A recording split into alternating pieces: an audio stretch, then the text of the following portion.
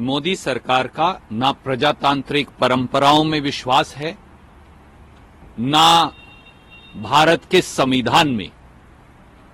मोदी सरकार अहंकार से चूर है। 3 राज्यों में वो जीते जरूर हैं, पर ये ना भूलें कि एक राज्य में कांग्रेस और एक राज्य में गैर भाजपा गैर कांग्रेस सरकार भी बनी है। हम जनमत के आगे सर झुकाते हैं, पर जनमत का मतलब तानाशाही नहीं हो सकता। अगर विपक्ष मुक्त सांसद चाहिए तो फिर भाजपा के कार्यालय में ही बैठक कर लिया करें और देश के एजेंडे का निर्णय कर दें। हम सिर्फ ये कह रहे हैं कि संसद हमले की बरसी पर जिस प्रकार से संसद के अंदर युवा लोग घुस आए, चाहे उन्होंने बेरोजगारी, महंगाई और उस अव्यवस्था के खिलाफ ही सवाल उठाया, पर अगर कहीं उनके इस सांकेतिक विरोध की बजाय ये उग्रवादी हमला होता तो आज देश के सामने क्या हालात होते।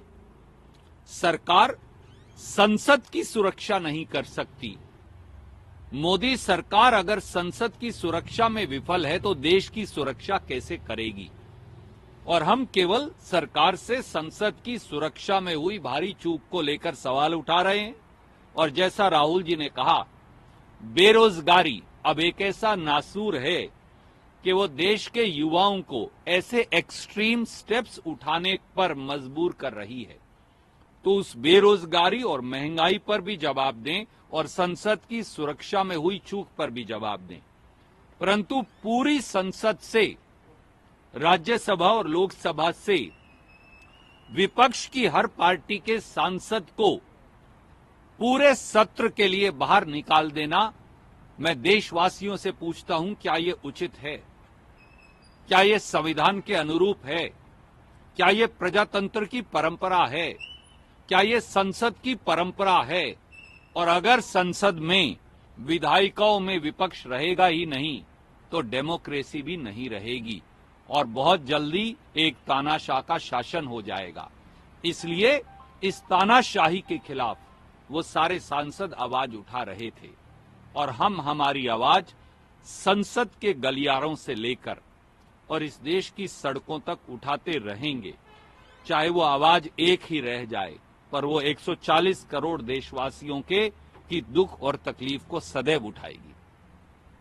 सर, और उस वक्त सस्पेंशन के दौरान आ रहा है, भारतीय जनता पार्टी ये नहीं चाहती कि Indian penal code, criminal procedure code, ये तीनों जो हमारे आपराधिक आचार संहिता, अगर मैं उन्हें कहूं, अब जो कानून हैं जो देश में अपराधों के लिए दंड का प्रावधान करते हैं, ये उन तीनों कानूनों पर चर्चा नहीं चाहते। ये उन तीनों कानूनों पर बुलडोज करके अपनी मनमानी करना चाहते हैं।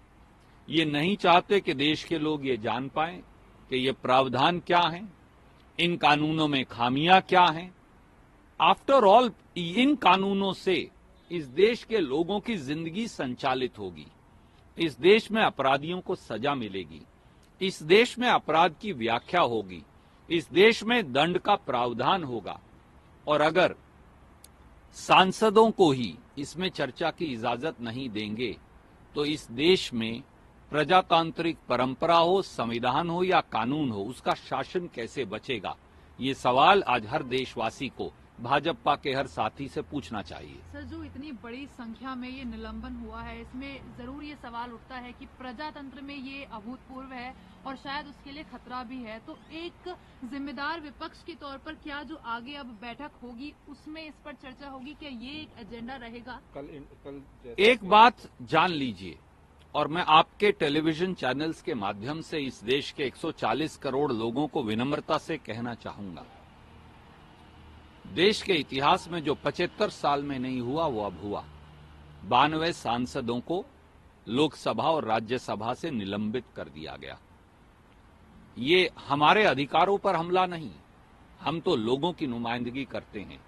ये इस देश के प्रजातंत्र पर हमला बोला गया है, इस देश के संविधान पर हमला बोला गया है, इस देश की गंगा जमनी तहजीब पर हमला बोला गया है, इस देश में संविधान की परिपाटी पर हमला बोला गया है, इस देश की संसदीय मर्यादाओं पर हमला बोला गया है। प्रजातंत्र को अहंकार के बुलडोजर से कुचला जा रहा है। संविधान को एक व्यक्ति और एक पार्टी उसके बहुमत की आड़ में रौंदा जा रहा है। प्रजातांत्रिक परंपराओं और संसदीय मर्यादाओं, उनके पुर्जे उखाड़कर फाड़कर वो कहीं ना कहीं फेंक दिए जा रहे हैं। ये ना इस देश के लिए सही है, ना इस देश के लोगों के लिए सही है, ना उस संविधान की मर्यादाओं के अनुरूप है